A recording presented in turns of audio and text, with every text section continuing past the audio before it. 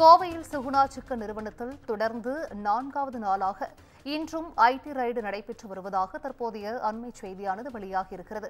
கோவை அவிநாசி சாலையில் உள்ள சுகுணா சிக்கன் நிறுவன அலுவலகத்தில் 4வது நாளாக வருமான வரித்துறையினர் சோதனை மேற்கொண்டு வருகின்றனர்.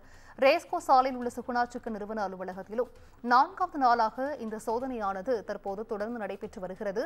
முக்கிய ஆவணங்களை கைப்பற்றி அதிகாரிகள் ஆய்வு செய்து வருவதாகவும் தற்போதைய அண்மை செய்தி வெளியாகியிருக்கிறது. கூடுதல் விவரங்களை செய்தியாளர் ஞானசேகரன் வழங்கிட கேட்கலாம். ஞானசேகரன், வணக்கம். இது குறித்தான முழு விவரங்கள். வணக்கம் சிந்திஜா.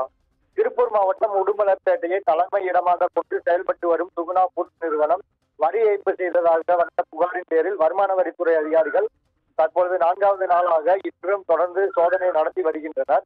கோவை அவிநாசி சாலை அண்ணா சிலை அருகே உள்ள சுகுணா ஃபுட்ஸ் நிறுவனத்தின் கார்ப்பரேட் அலுவலகத்திலும் ரேஸ்கோஸ் பகுதியில் உள்ள சுகுணா குரூப் அலுவலகத்திலும் கடந்த செவ்வாய்க்கிழமை தொடங்கிய சோதனை தொடர்ந்து இன்று 4வது நாளாக நடைபெற்று வருகிறது. இதில் முக்கிய ஆவணங்கள் பறிமுதல் செய்யப்பட்டதாக தகவல் வெளியாகியுள்ளது.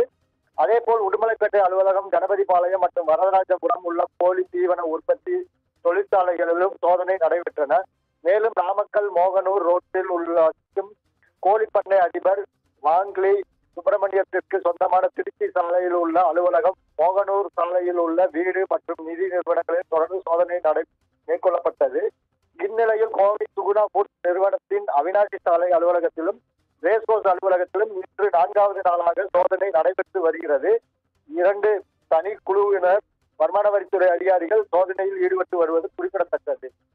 சிந்துஜா, விவரங்களை வழங்கியமைக்கு நன்றி ஞானசேகரன்.